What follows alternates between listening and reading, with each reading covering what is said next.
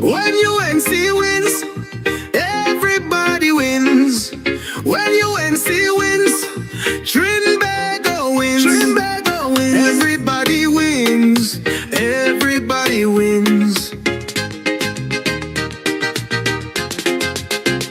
Tell your neighbor, tell your friend, now is the time to rise and shine. Tell your mother, tell your father, now is the time to decide. If you want leaders who can build, place your ex by the rising sun. If you want leaders who can lead properly, place your ex by the rising sun. On election day, vote UNC. One love, one team, one hope, one dream. On election day, vote UNC. One love, one team, one hope, one dream. When UNC wins, everybody wins.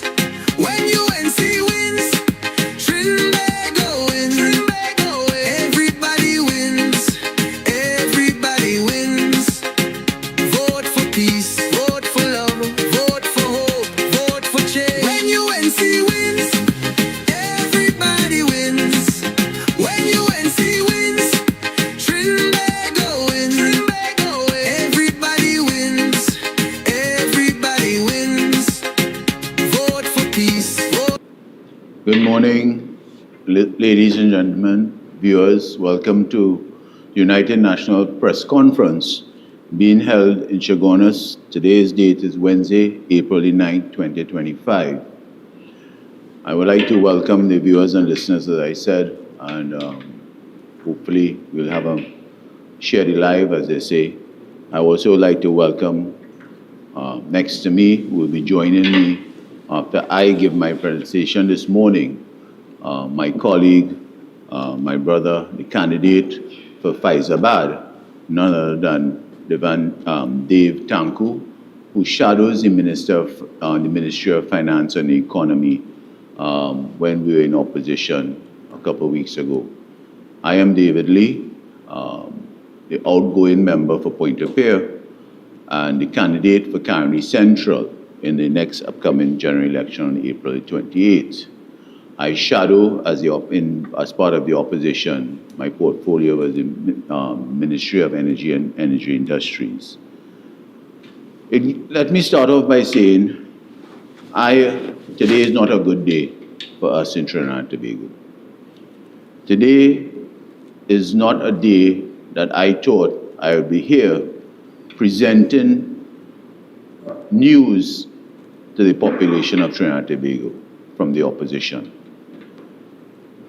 Yesterday, we heard about I would use the words that have been bandied around all of yesterday, the Dragon gas deal is dead.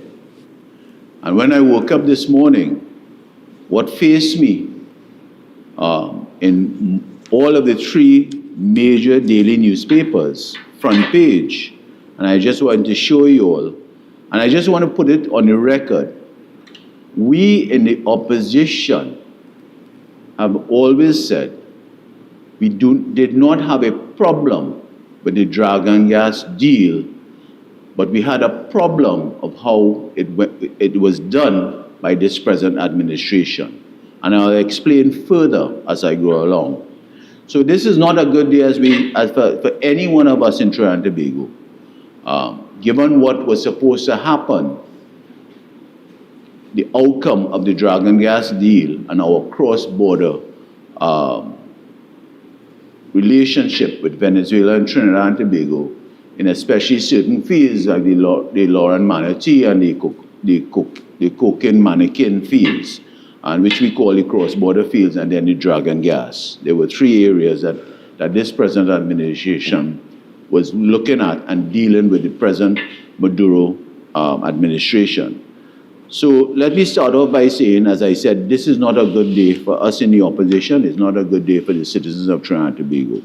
But when I woke up this morning, the headlines in the front page of one of the daily newspapers, The Guardian, it says, in a major blow to Trinidad and Tobago, Dragon dead. The coquina mannequin also shelved, and as U.S. revokes Venezuela exploration licenses. That's the front page of the Trinidad and Tobago Guardian. And the Daily Express, as I said, this is not a good day for us. The Daily Express, today's front page, Trump slays dragon gas. Young U.S. has revoked 2 licenses for joint projects with Venezuela. Trump slays dragon gas. That's the Trinidad Daily Express. And in Newsday, the Newsday has it, dragon is dead. Dragon is dead. U.S. cuts Trinidad and Tobago / Venezuela lifeline. This is in Newsday.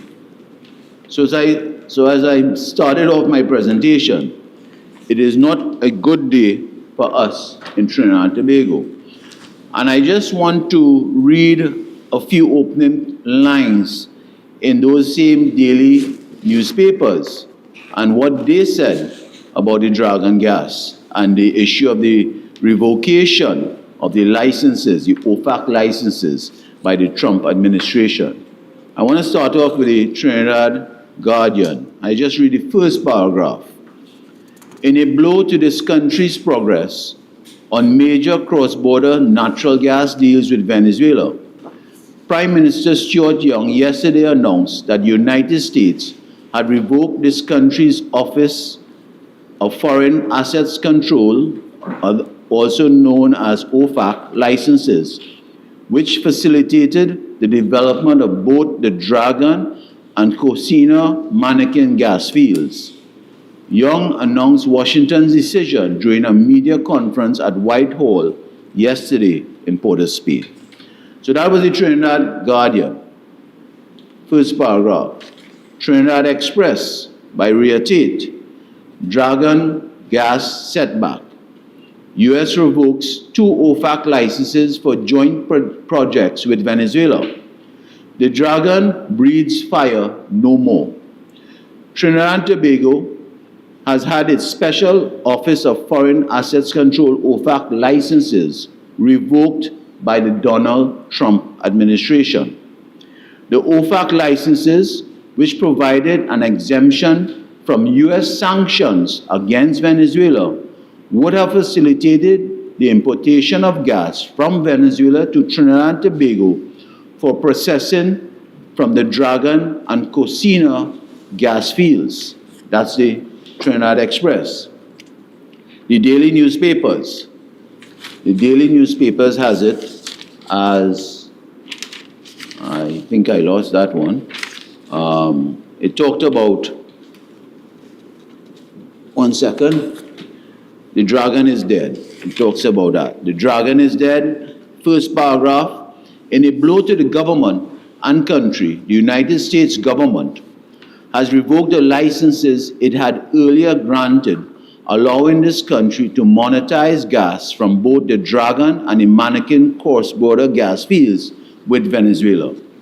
Now, all 3, ladies and gentlemen, all 3 daily newspapers started off front page that the Dragon gas is dead. And basically, let me put things in context. What hasn't happened is that the Trump administration have revoked the 2 OFAC licenses that this present PNM administration had with the Maduro government. That they boasted that they had these licenses with Maduro government.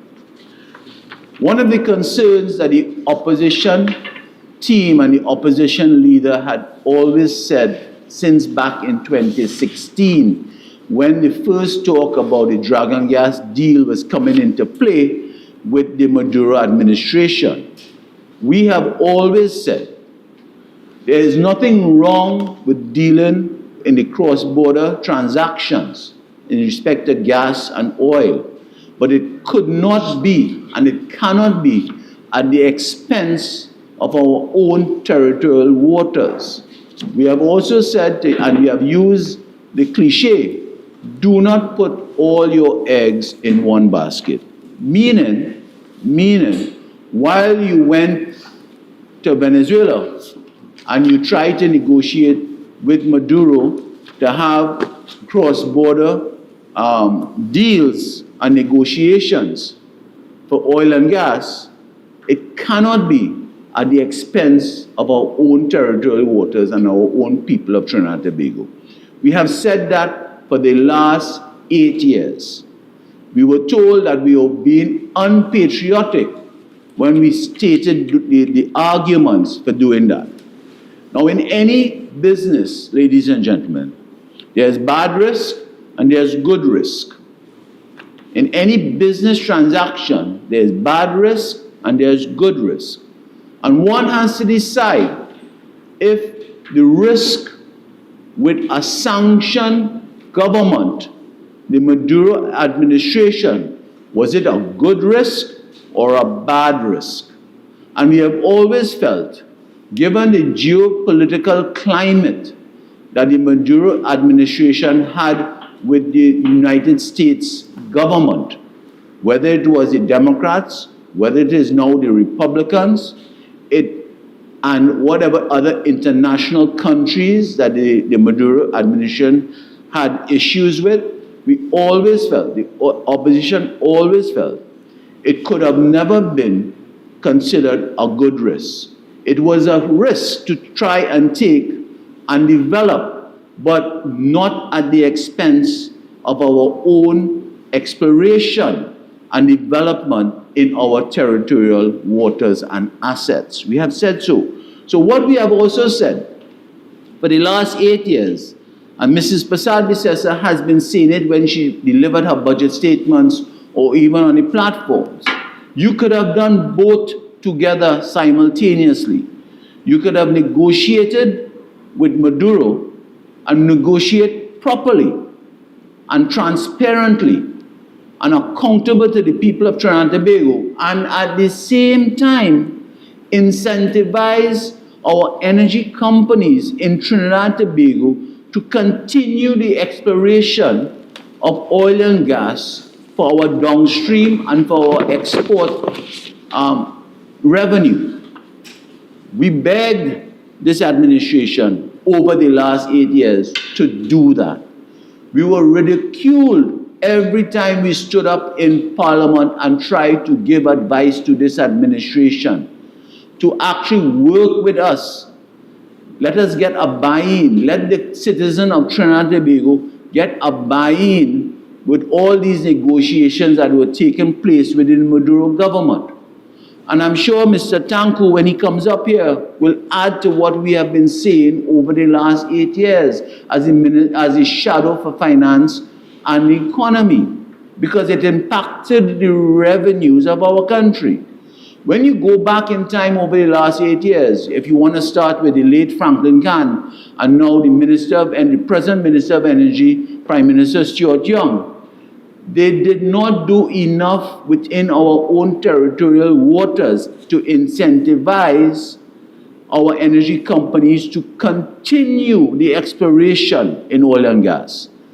What you have had happening over the last 8 years literally was the development work that was started by the Mrs. Kamala Prasad-Bissessar government, the PP government between 2010 and 2015, that was bearing fruit, that was able to give this country a lifeline and in the continuation of oil and gas within our country. And that is a fact.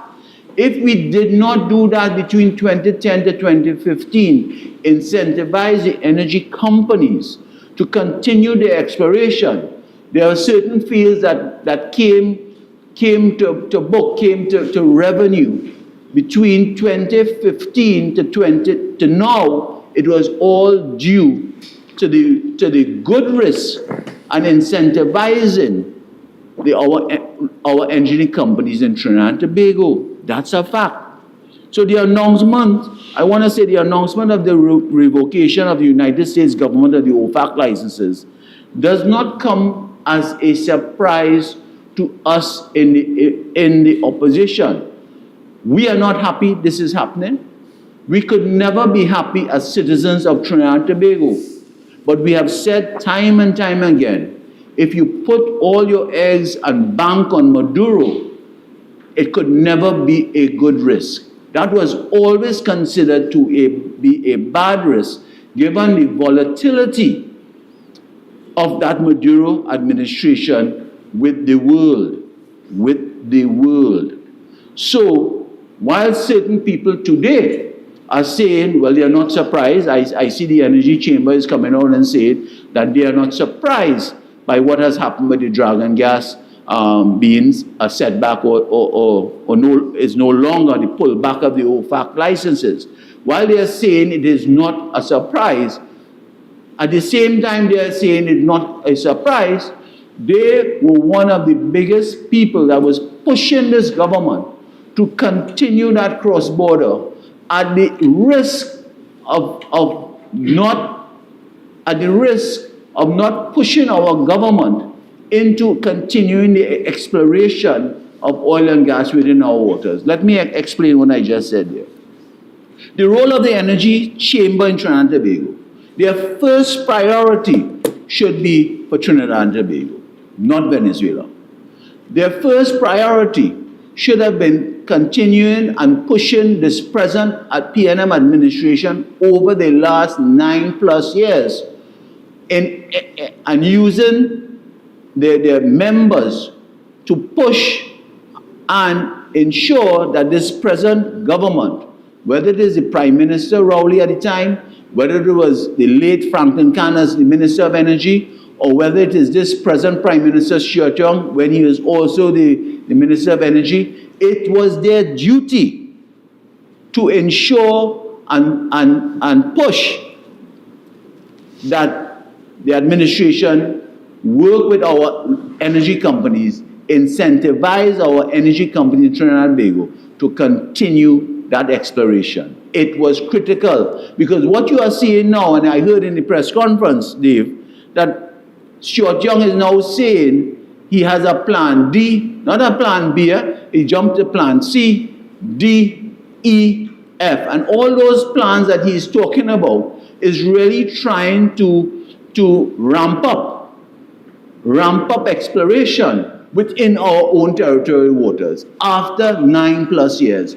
When the opposition was begging this government, we were literally begging this government, while you were playing with Maduro, please incentivize our energy companies continue exploration for oil and gas in an aggressive way. Now they will come and tell you, well, we had deep water bid rounds, we had shallow bid rounds, and they all failed under this administration. The reason why it failed, because of that same thing, the incentivization. So I want to ask this present administration, Stuart Young, even Imbert as Minister of Finance, what is the problem that they have with our energy companies in Trinidad and Tobago that they did not want to incentivize them fully to be able to aggressively continue exploring for oil and gas within our own territorial waters? And you see all today, I've read articles from Gregory Maguire, who is an oil expert, and other individuals are saying that we have, within our own territorial waters, we have sufficient oil and gas. And why that was not aggressively pursued over the last 9 years. Aggressively pursued. What they did, it was just a token, the bid rounds that they handed out, whether it was deep or shallow, but they all failed because it was not attractive to the oil companies within our Trinidad and Tobago. So, as I said, it is a sad day. As I said, it is really a sad day, and I feel, and I have certain questions I would like to ask Stuart Young as Prime Minister in respect of this dragon gas setback. And I want to pose certain questions to Prime Minister Young. And it is required it is required that we ask these pertinent questions. While we are sympathetic and we are sad about what has happened with this setback of the dragon gas, I have certain questions I would like to ask. I would like to ask, what was the cost of this transaction? I want Prime Minister Young to state how much money was paid to the government of Venezuela. Who made the payments? What was it paid for? What was the budget? And there's a sign-in bonus that says is a confidential sign-in bonus that was paid, and we want to know on behalf of the citizens of Trinidad and Tobago, what was the amount of that confidential sign-in bonus? We also want to know, given the pull back or the revocation of the OFAC licenses by the Trump administration, are there any costs that we have to pay the Maduro government because of that revocation licenses, and what are the penalties involved? I also want Stuart Young as Prime Minister to really come clean and be accountable and transparent to the citizens of Trinidad and Tobago, because every time we have asked certain questions about this dragon gas and the cross-border transactions with Maduro, they always use the word, we are bound by a confidentiality agreement. A confidentiality agreement. And we are saying in the opposition today, the confidentiality agreement that they continue to hide behind has to be transparent today, going forward. Because we have been carried down by this present administration, banking on their negotiations, banking on their wheeling and dealing with the Maduro administration. We have gone down that rabbit hole, as they say, with this present administration, and it has failed. So we are now asking Stuart Young as Prime Minister, what really happened? Is it what really happened that the Trump administration has pulled back those licenses? And I would ask a question. Stuart Young met with Marco Rubio, the Secretary of State in Jamaica, a few weeks ago. He gave us some sort of assurance that coming out of his discussions with Rubio, which he said that we don't know what was discussed, but he gave the country some sort of hope that the discussions that he had with Rubio, that Rubio was literally going to help this country and help Stuart Young in strengthening the issues in oil and gas for our country. That did not happen, ladies and gentlemen. As I said, that did not happen. So we are here today, and we have certain questions to ask about this dragon gas deal, this cross-border transaction. And we also want to ask, how much money was spent already via maybe a state company, whether it was NGC or even the oil companies that were in this deal with this present government, whether it was Shell, etc. What was spent and what is the implications? What are the implications for the citizens of Trinidad and Tobago today? I really came this morning, ladies and gentlemen, to talk about this dragon gas deal, which I am not happy about. We are literally saddened, and there's nothing to gloat about because it impacts every citizen of Trinidad and Tobago, and I'll tell you why. Because this administration kept saying, we know how to run our energy sector. We do not need any help from anybody. We are the experts. They were the best salesmen. They had their Gary Sobers.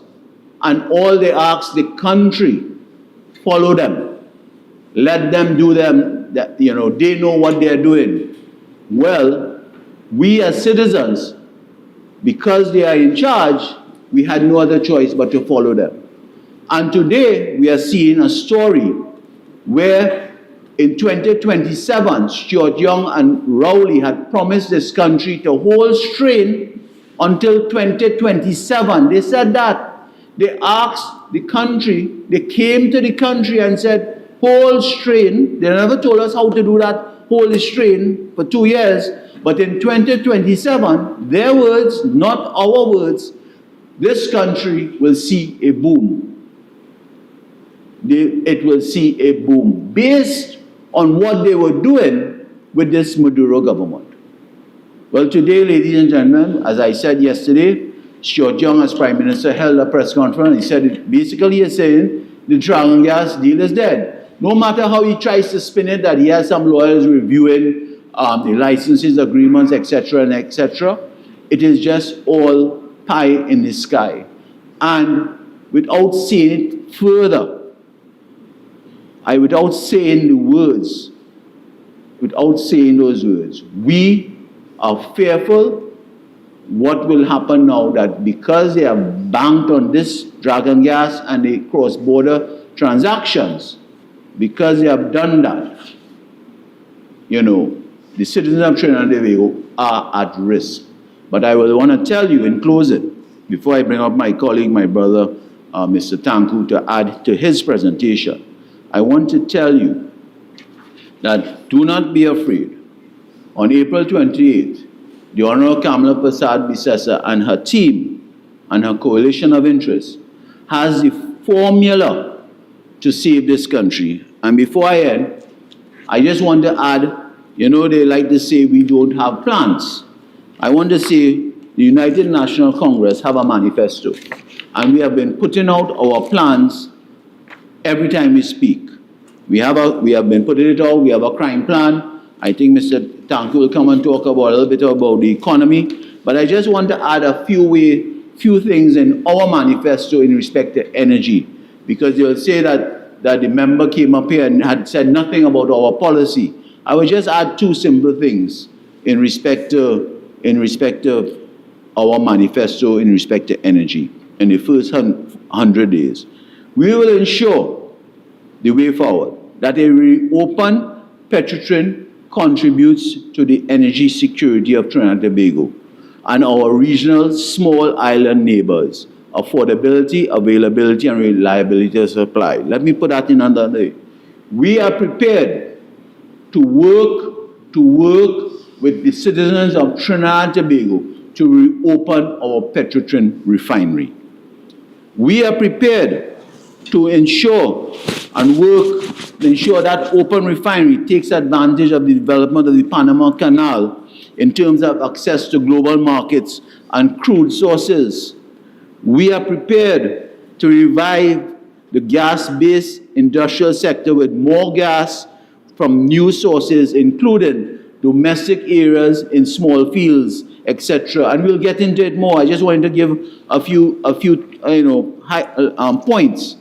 We will develop our in-border oil and gas to deliver maximum value.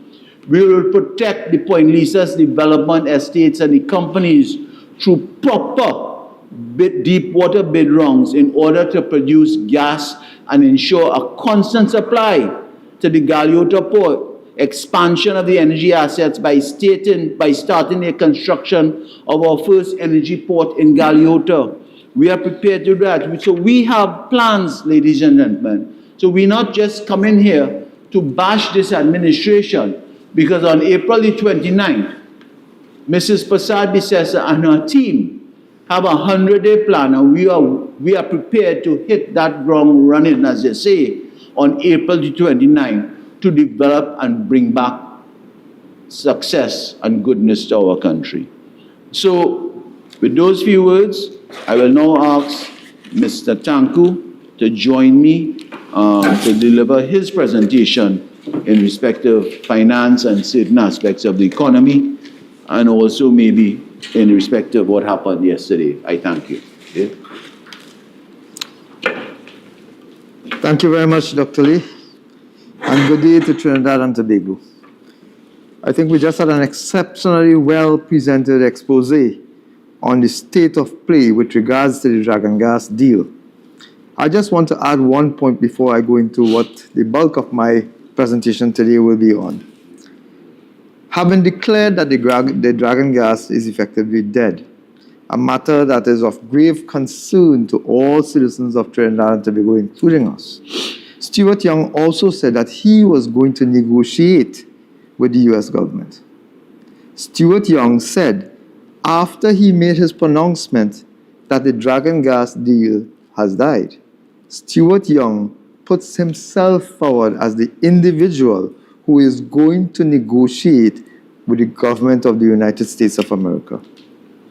Stuart Young is the same gentleman who said that he had a very good conversation with US Secretary of State Marco Rubio just a few weeks ago, in fact, it's a few days ago, as Dr. Lee would have mentioned. Yet at that meeting, Stuart Young went with one primary purpose, that is to rescue the Dragon Gas deal, to deal specifically with concerns and issues that the US government had already signaled that they were having with Dragon Gas deal. So Mr. Negotiator Stuart Young walks into a room to discuss with the US Secretary of State Marco Rubio the future of Dragon Gas. What did he come back with? We then had a worsening US travel advisory where the US government was advising its citizens to reconsider travel to Trinidad and Tobago. We then had a 10% tariff being introduced on goods and services exported from Trinidad and Tobago into the United States of America.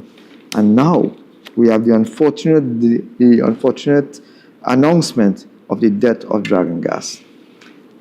This is the same Stuart Young who is providing you with some kind of hope that he is now going to try to fix the problem that he and his government has caused in the first place.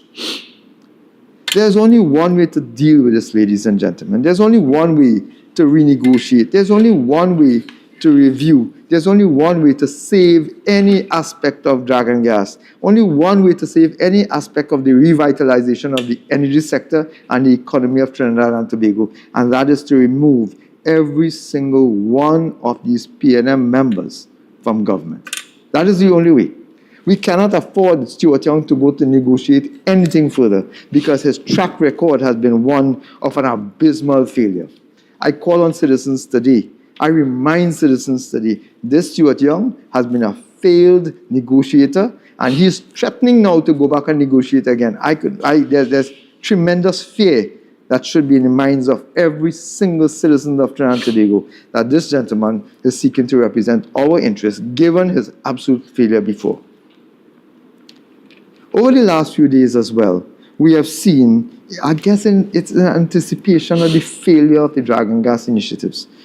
We have seen Stuart Young try to mislead and misguide the population from the clueless and reckless economic management that they have fostered upon this country, trying to distract from the disaster that he knew was coming and has come.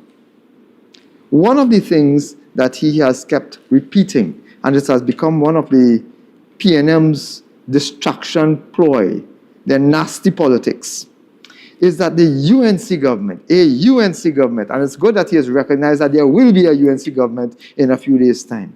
According to Stuart Young, a UNC government will devalue the currency, Trinidad and Tobago, to $1 to 15 TT dollars. What? That is absolutely untrue. That is a blatant untruth. I call on Stuart Young to desist from misleading the population. I don't know where he picks up 14, 15, 12, 10. I don't know where he picks up that information from. However, in the last few years, I have done it. The leader, Mrs. Kamala Prasad Bisesa, has done it.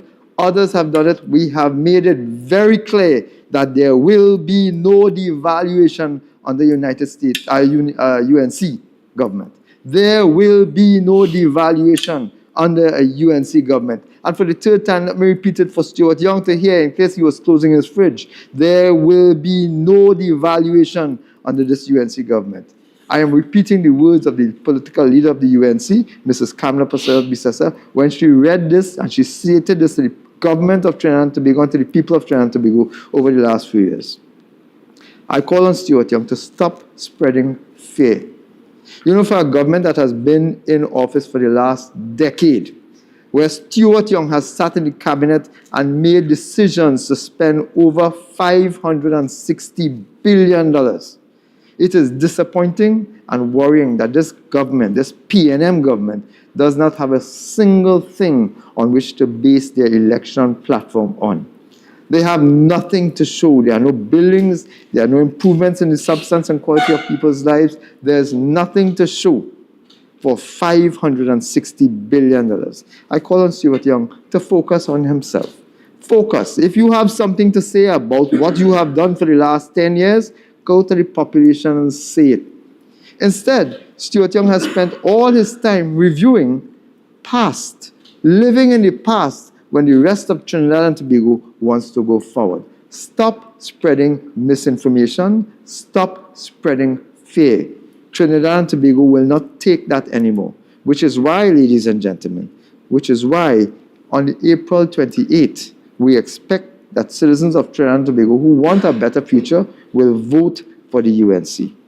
I want the government to tell the country in its campaign over the next 18 odd days, tell the country what they have done with the $560 billion taxpayers' dollars that they have spent over the last decade. You see, that is important. But I want to marry that with another issue which will show you how this government has been hiding what they have done with our funds. The Auditor General's report, ladies and gentlemen, the Auditor General audits the expenditure of the government of Trinidad and Tobago on an annual basis. Would you believe that for the last 2 years, we have been waiting patiently for the 2023 audited accounts to be sorted out? The government has sat on its hands, it has misdirected the population, and that is for a specific reason. The reason is because they still cannot explain where this $3 billion that is missing, where it has gone. Maybe that is why they rushed this election, because of the fear that the Auditor General's report for 2024, which is due at the end of April, would be presented to the population of Trinidad and Tobago, and the population will judge for itself.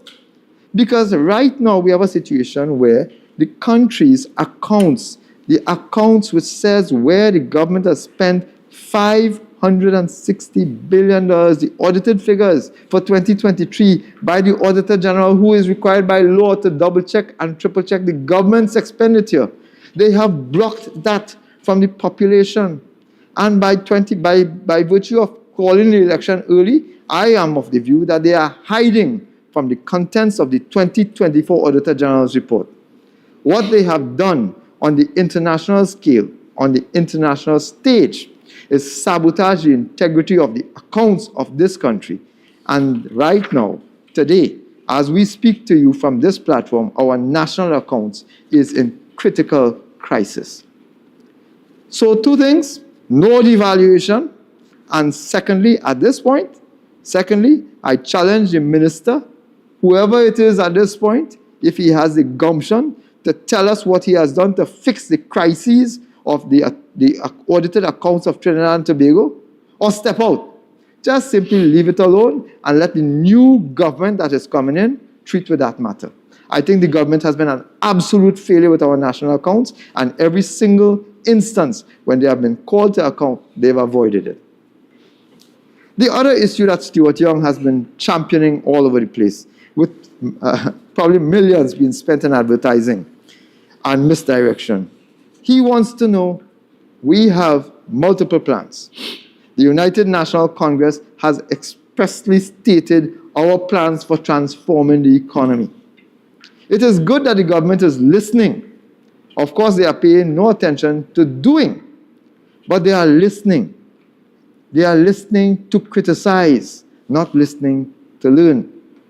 So Stuart Young looks at our platform, listens to what we are saying, listens to the ideas and the programs and the policies that we are proposing to the country, and then criticizes it. We have been talking about tax cuts. We have been talking about the removal of property tax. We have been talking about increasing and starting negotiations with the relevant trade unions. We have been talking about developing the country, building the economy, the initiatives that is required to do exactly that. And all Stuart Young has been talking about is where we are going to find the money from. He is unable to find the money to do what his government has been doing for the last 10 years, which is why our debt has increased exponentially upwards, our national debt, and with our foreign debt increasing even more by a higher rate than our national debt. Stuart Young wants to know where we are going to get the money from.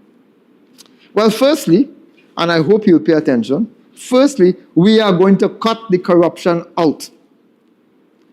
The report of the Office of the Procurement Regulator has clearly stated, and that is not the UNC saying that, that is an official independent body, the Office of the Procurement Regulator, that was set up under the guidance and developed under the guidance of a UNC government. The Procurement Regulator's Office was set up to eliminate corruption in the state sector in the award and management of state contracts. That office, the Office of the Procurement Regulator, has indicated that for 1 year, $5 billion was awarded in contracts illegally. $5 billion was awarded in contracts illegally by state boards to private citizens and contractors. These state boards are all managed by directors hand-selected by the Cabinet of Trinidad and Tobago, in which Mr. Stuart Young has sat for the last decade. $5 billion in violation of the procurement regulation of Trinidad and Tobago, which was established in law. So under Stuart Young and his government, $5 billion has been lost, of taxpayers' money has been lost, unaccounted for. Multiply that by the decade. That is $50 billion lost to corruption under this PNM government.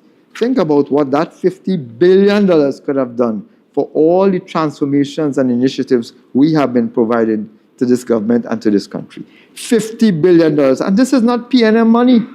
Taxpayers should be extremely concerned about this $50 billion in corruption that has taken place under the government. This is taxpayers' money. This is your money, citizens of Trinidad and Tobago. And when you go to the hospital and you cannot get medication, when you cannot get access to tests, when they come to you and they tell you that they cannot raise old age pension, this is $50 billion of yours that has been given to somebody or somebodies. Some persons in this country have become multi-billionaires off the backs of the citizens of this country, while citizens suffer for basic things like water, medication, healthcare generally, equipment and resources in school, jobs. $50 billion, ladies and gentlemen. So that's the first source of funds.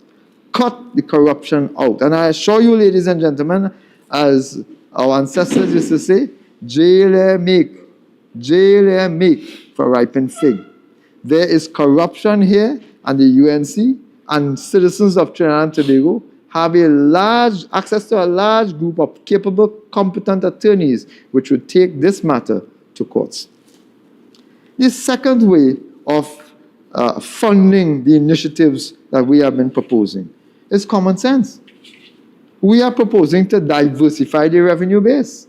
That is a critical issue. It doesn't take a child who is going to school to tell you that we need to increase government revenue. It doesn't take wisdom and ingenuity to create to make it obvious that we need to raise revenue base.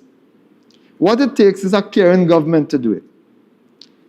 One of the things we have said before is we are going to treat with existing industries. And some of the ideas we are going to deal with in terms of raising the revenue base from the existing industries is to improve the ease of doing business. There are several roadblocks for citizens who are pursuing increasing their investments in existing businesses. Several roadblocks. There are all sorts of legal and financial restrictions that prohibit existing businesses from growing and developing. So one of the first things we will do is target specific ways of improving the ease of doing business. Another way is to improve VAT administration.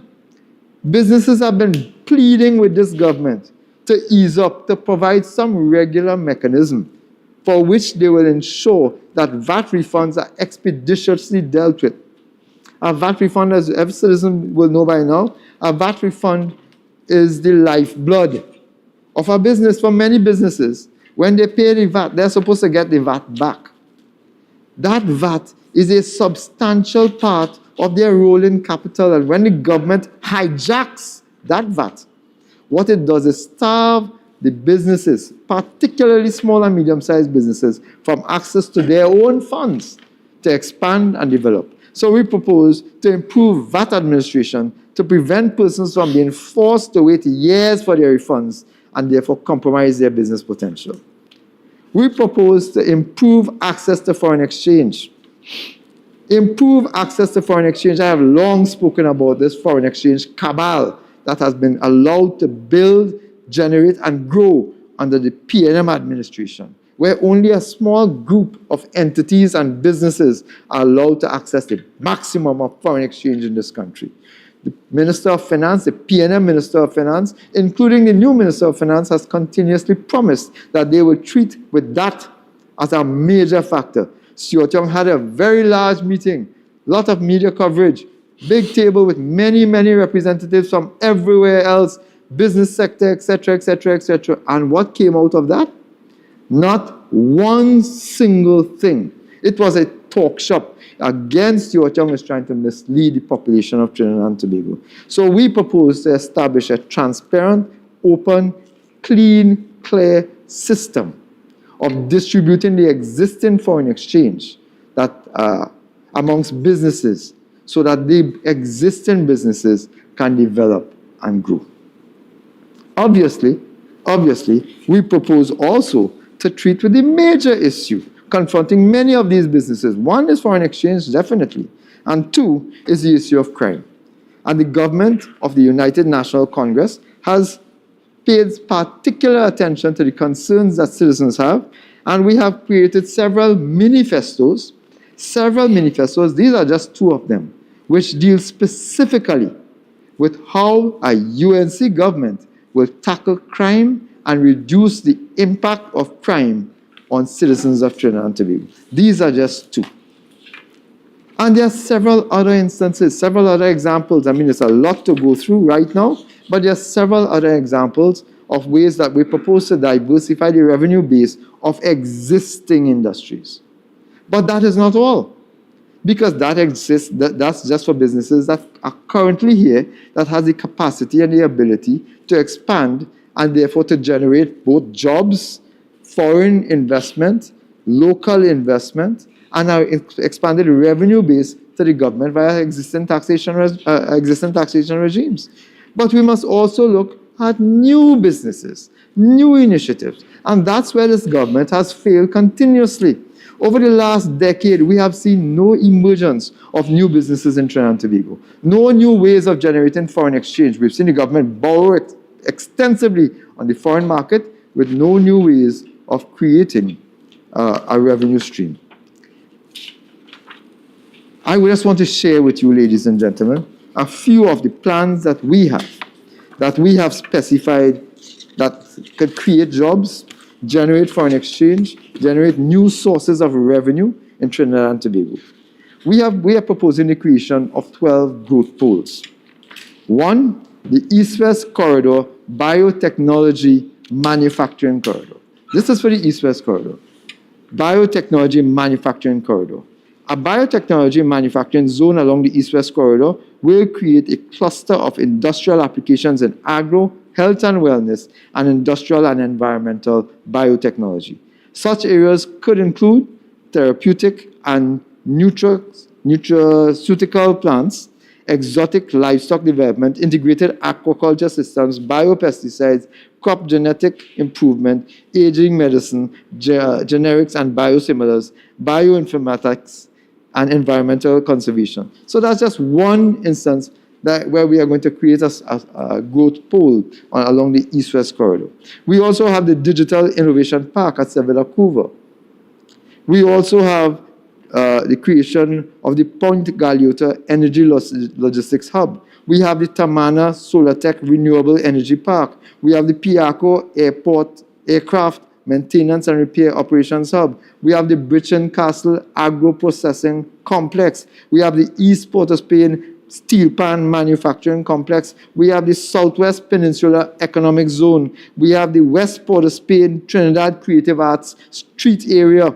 We have the St. Madeleine Sugar Manufacturing Facility. We have Tobago's first locally branded hotels. These are just some of the specific projects that we are proposing, which will now generate new revenue streams, new sources of income, new sources of foreign exchange, and new access of funding for the government.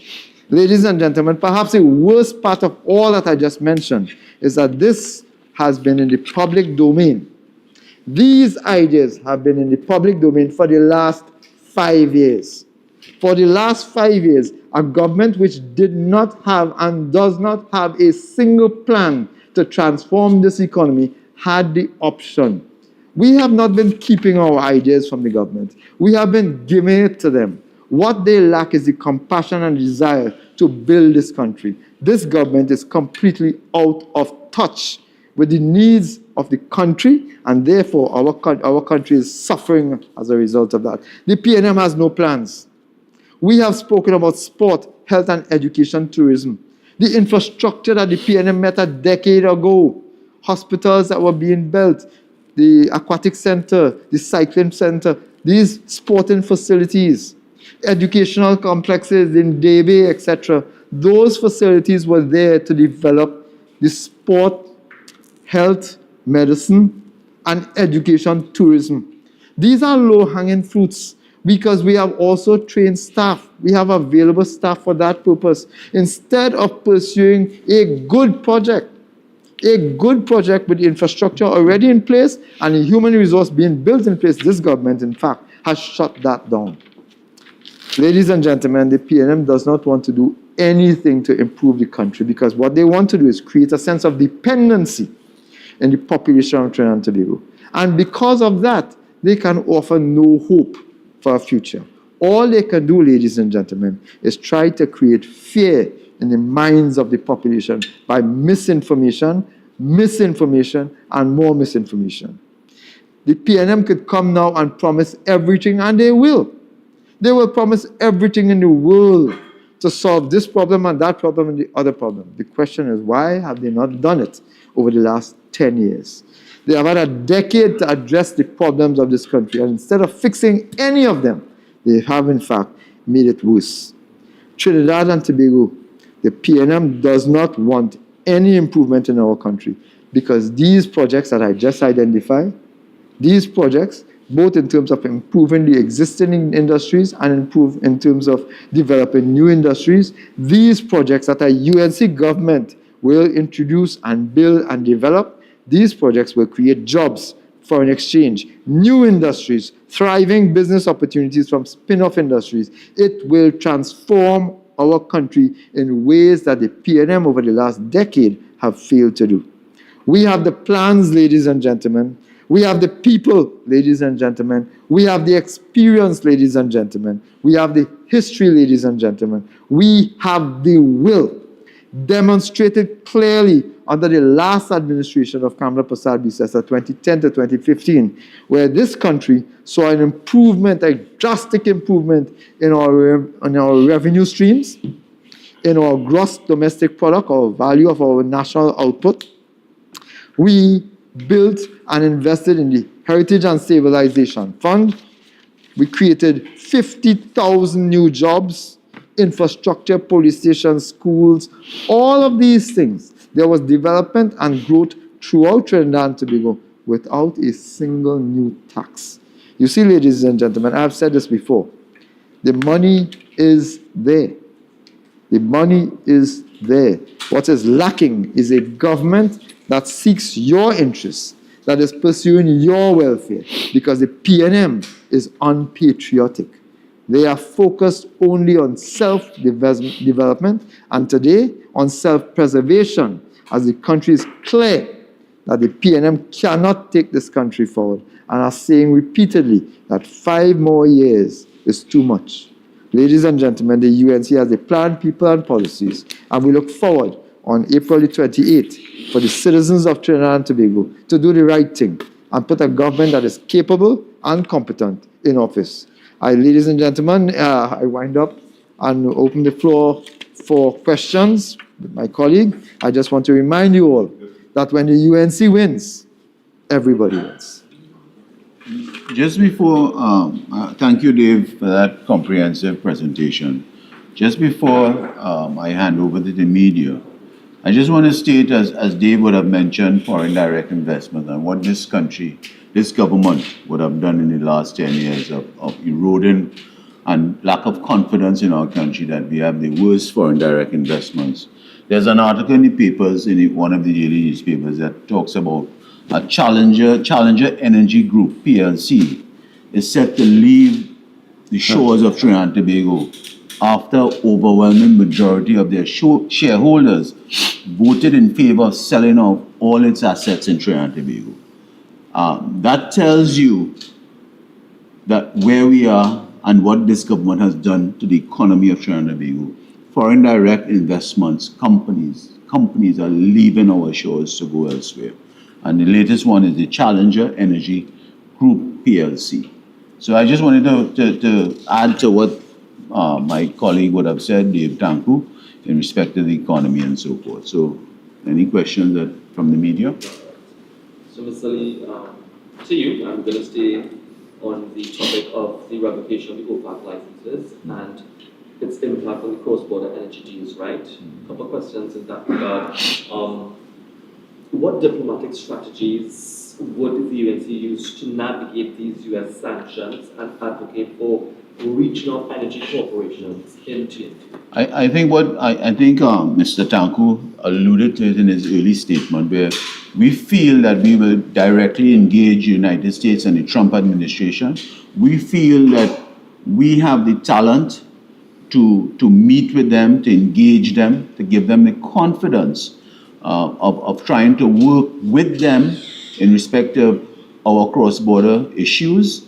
And I want to put it squarely out there, Jesse, that the Kamala Persad-Bissessar-led administration on April 29, for the last 9 years, have not been dealing with this Maduro government. And we have issues we raise time and time again about the Maduro government and the sanctioning of certain individuals and working with this present administration led by Prime Minister Rowley and now Stuart Young. So we feel we have the talent. We feel that Mrs. Persad-Bissessar has the talent, the vision to lead even those that discussion with the Trump administration. So we feel confident that we'll be successful in those types of negotiations.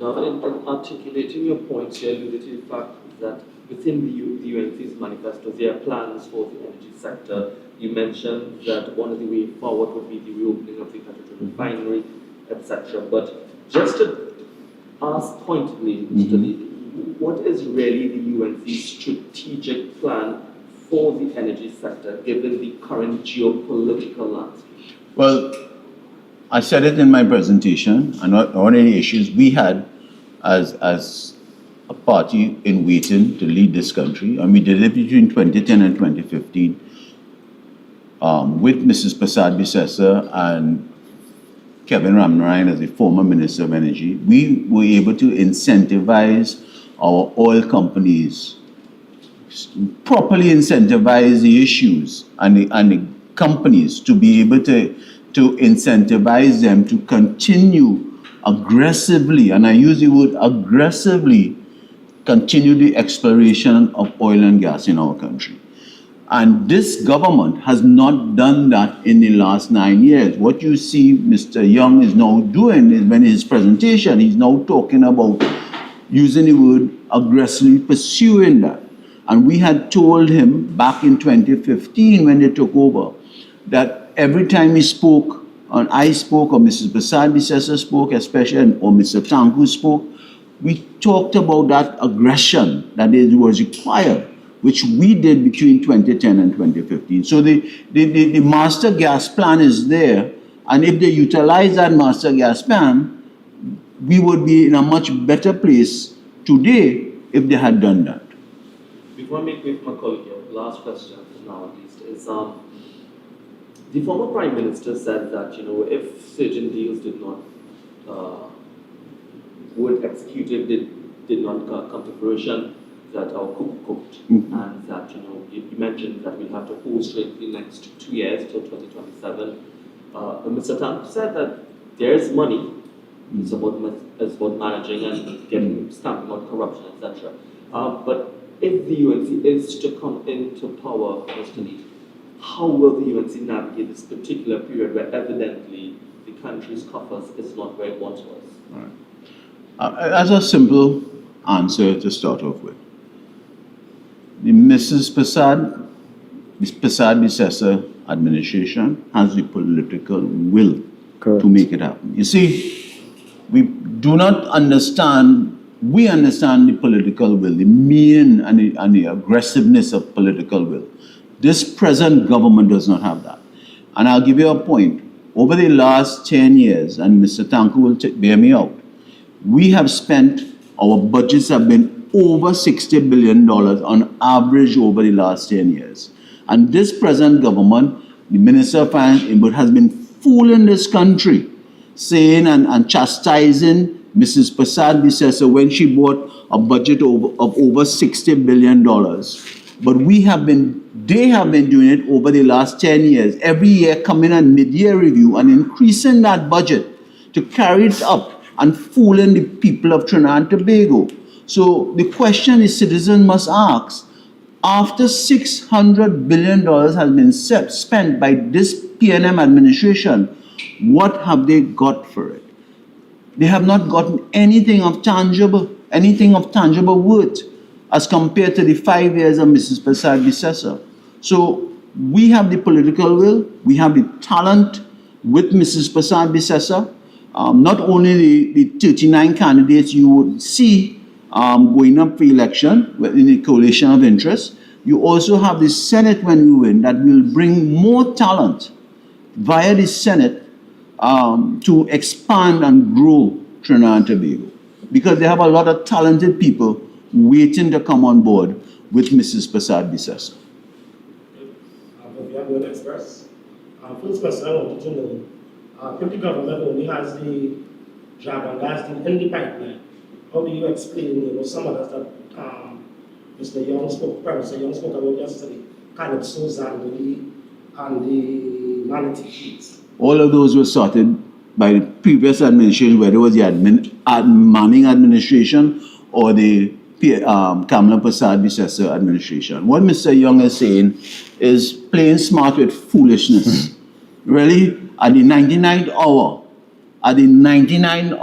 Mr. Young is trying to give the country the impression that they have all these things in the pipeline, right? But if you go back a few months ago, and that is why Jessica had a question that when Prime Minister Rowley talked about sometime in March before he went away, he talked about if the cross-border fees didn't materialize, our cuckoo is cooked. Those are his words, not my words or the opposition words. So he and all was banking everything on these cross-border oil fields or cross-border transactions with the Venezuelan government. He never talked about what Stuart Young is talking about now. So correct. Stuart Young is now coming to play gimmickry with the population. And I'm saying to you, Stuart Young, Rowley, and those minions of the PNM could not fix what they couldn't fix in 10 years, they can't fix in 2 weeks. So I'm asking the population, do not fall for that gimmickry by Stuart Young. He's a young politician. He has a lot to learn. Next question. You spoke about the deep water and the shallow water failures, but supposed failures. Would you attest some of that to also be, what is happening in Guyana with the younger fields and so forth? And also, the multinational companies, not teaching that as a risk with the Venezuela sanction situations and so forth. Do you think it had something to do with that? Also, apart from what you alluded to, that you're not addressing aggressively? Well, to answer the last part, the reason why those bid wrongs failed, whether it was in deep water or shallow, or deep or shallow, is because of the incentivization that they would have put on it. This government, there's something has to be said about their relationship with certain energy companies that operate in Trinidad and Tobago. I want to go to the point that when we did incentivization with BP, at the time there was Norman Christie, was the head of BP Trinidad.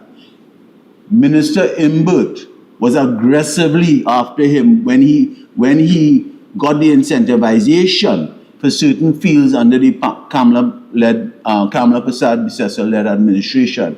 They were always hounding him down because he accepted the incentivization. They chastised the Kamala Prasad Bissessar for giving those kind of incentivization. But if we did not do that, this country today would have been in a worse off position than what we have today. And because it is there, when you look at the Point Lisas Industrial Estate, those plants that are operating, some are operating under 50%, some are operating between 70% because they don't have sufficient gas to keep their plants running at optimum production. And that's a fact, it's there. The next question will be, just a straightforward question, you probably answered it when you answered it. Straight. Does the UNC believe it is still viable to engage Venezuela on energy matters in the future if the UNC gets into power April 29th?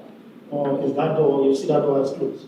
No, we don't have any closed doors. I think what we'll do it the proper way. Correct. We'll do it the proper way.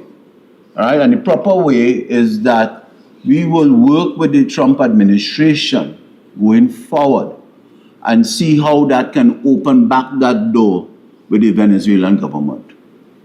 And and we will do it the proper way. We won't be working with sanctioned administrations to the detriment of our citizens, to the detriment of our citizens. United States first. Of course. And others. Last question. In 2010 and 2015, the production and the pricing of gas and oil was much better. We were in a much better economic state. So I wanted to know from the set of projects Mr. Tank who spoke on there, how it is, you plan to finance some of those initiatives in the onset with much less. Well, I don't know if Dave you want to answer that. I think you missed the first part of the presentation, but we identified clearly how we were going to access several short-term solutions. We may be required to access other types of support, other types of financial support, but I am of the view that there exists now sufficient funding to engage, at least at the initial stages, while we roll out the development plans to generate new sources of income.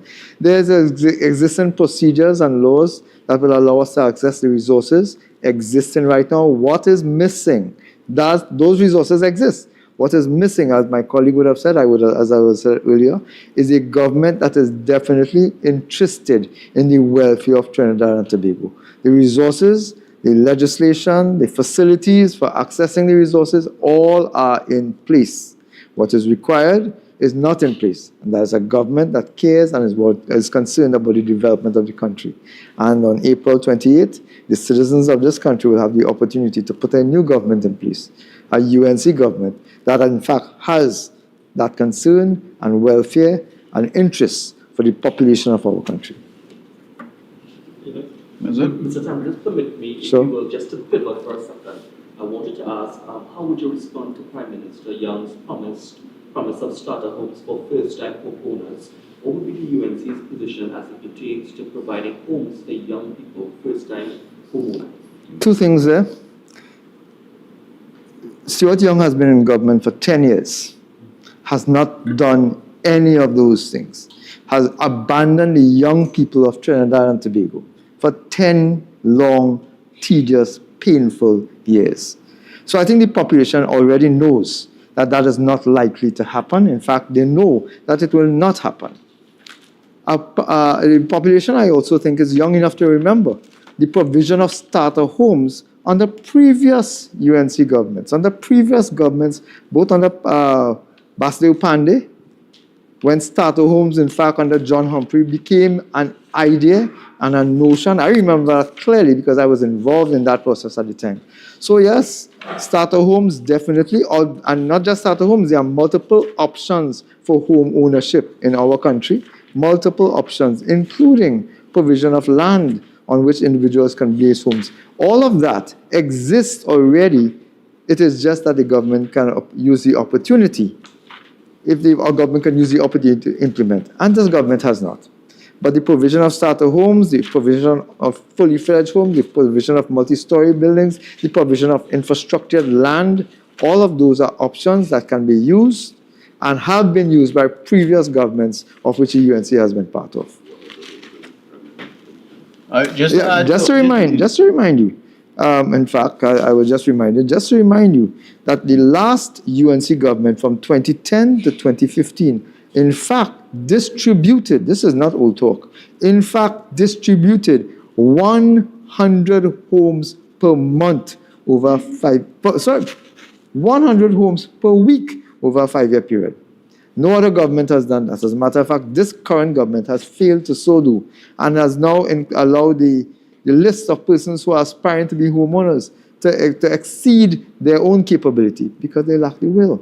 They lack the capability. It is time for a change. I'm sorry. I just want to add to what your question is starter homes for first-time owners starter home. We have something in our manifesto on that.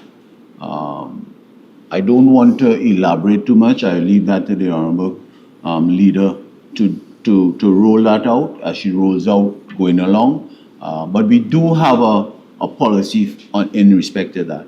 And maybe Mr. Young got a copy of our policy before time, because some of the things that he are talking about now, the election gimmicks, like even the demerit point system that they're talking about or re-looking at that, is something that Mrs. Prasad Bisesa had called about in Parliament. She had talked about reviewing that whole demerit point system because it was sort of draconian on drivers in Trinidad and Tobago. So it's curious that Mr. Young, at the 99 hour, come in with those election gimmicks. And I'm saying in closing, in 10 years they couldn't fix it, they wouldn't do it in 2 weeks.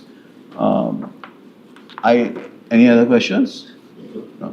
So thank you, and it brings us to the end of our press conference this morning. As I said, I'm joined by my esteemed colleague Dave Tanku, who will be successful at the polls and will be the Member of Parliament for Faizabad. I guarantee that.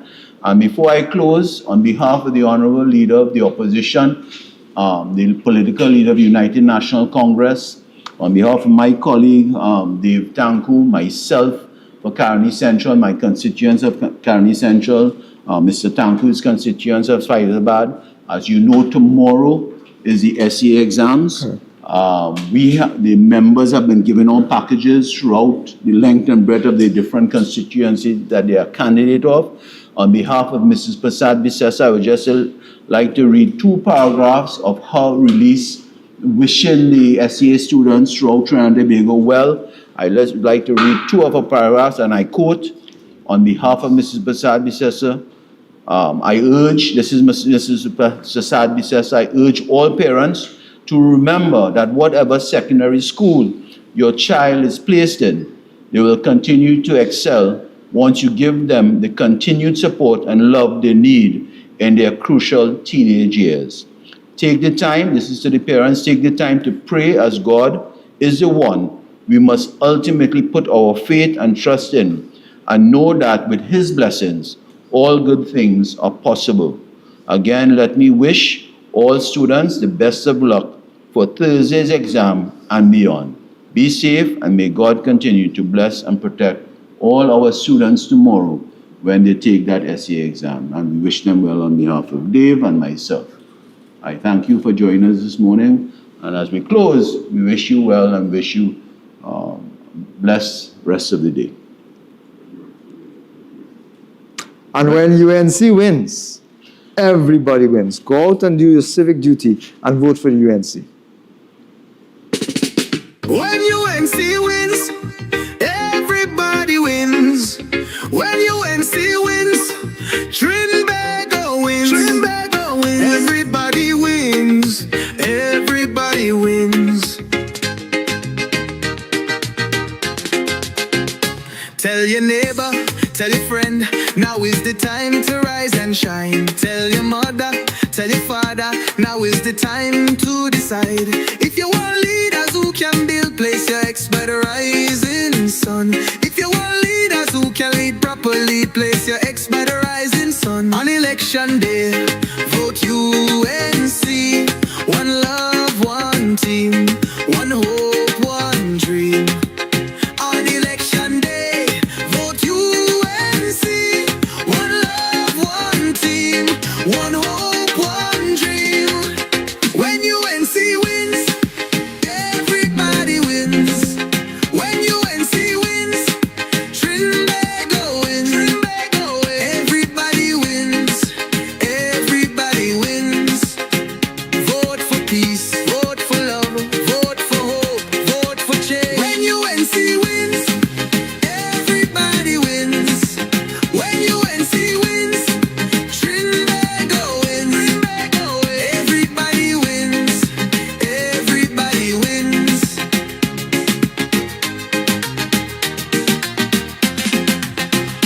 Tell your neighbor, tell your friend, now is the time to rise and shine. Tell your mother, tell your father, now is the time to decide. If you want leaders who can restore hope, place your ex by the rising sun. If you want leaders who lead with love, place your ex by the rising sun. On election day, vote UNC. One love, one team, one hope, one dream.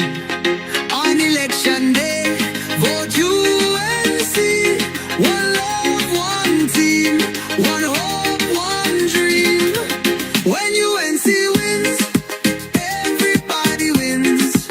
When UNC wins, Trinbago wins. Trinbago wins. Everybody wins. Everybody wins. Vote for peace. Vote for love. Vote for hope. Vote for change. When UNC wins, everybody wins. When UNC wins, Trinbago wins. Trinbago wins. Everybody wins. Everybody wins.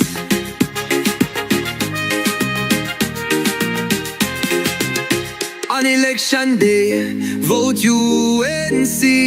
One love, one team, one hope, one dream. On election day, vote UNC. One love, one team, one hope, one dream.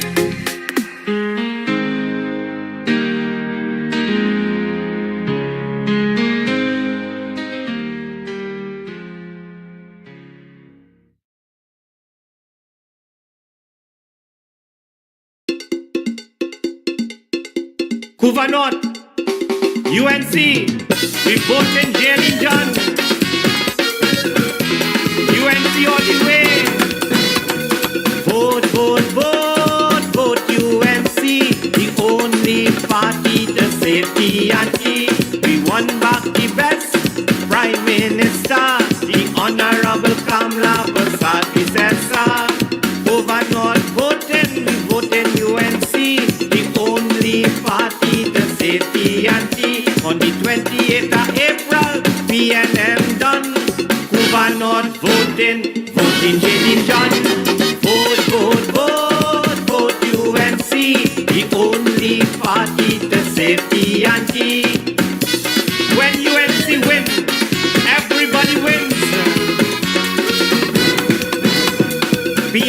is a party, they don't care for we. They only care for the friend and family. They only care for the friend and family. Vote, vote, vote, vote UNC. The only party to safety and key. We won back the best Prime Minister, the Honorable Kamala Prasad Visesa. Governor voting, we voting UNC. The only party to safety and key. On the 28th of April, PNM done. Governor voting, voting Jane John. Vote, vote, vote, vote UNC. The only party to safety and key. On the 28th of April, come out and vote. Vote for the United National Congress. Go PNM, go and carry your sins. Cause when UNC wins, everybody wins. When UNC wins, everybody wins. Vote, vote, vote, vote UNC. The only party to safety and key. We won back the best Prime Minister, the Honorable Kamala Prasad Visesa. Governor voting, we voting UNC. The only party to safety and key. On the 28th of April, PNM done. Governor voting, voting Jane John. Vote, vote, vote, vote UNC. The only party to safety and key.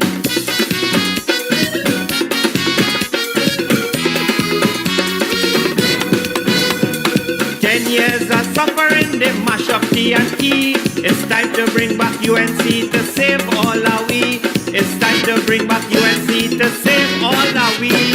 Vote, vote, vote, vote UNC. The only party to save TNT. We won back the best Prime Minister, the Honorable Kamala Prasad Visesa. Governor voting, we voting UNC. The only party to safety and key. On the 28th of April, PNM done. Governor voting, voting Jane John. Vote, vote, vote, vote UNC. The only party to safety and key.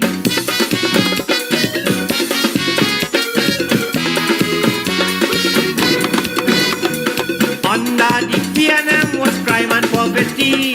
Kamala will make sure that all are we happy. Jailin will make sure that all are we happy. Vote, vote, vote, vote UNC. The only party to safety and key. We won back the best Prime Minister, the Honorable Kamala Prasad Visesa. Governor voting, we voting UNC. The only party to safety and key. On the 28th of April, PNM done. Governor voting, voting Jane John. Vote, vote, vote, vote UNC. The only party to safety and key.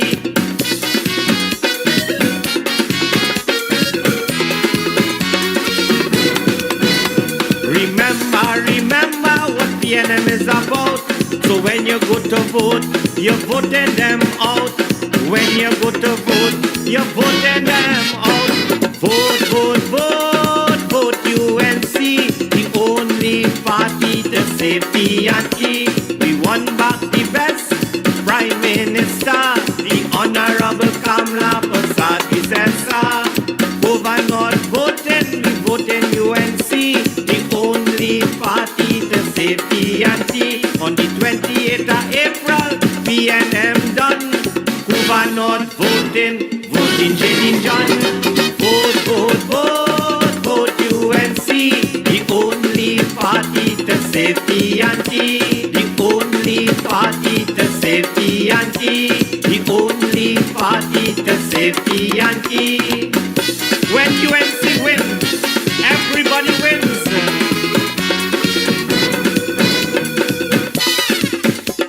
UNC, Governor, we vote in Jane John.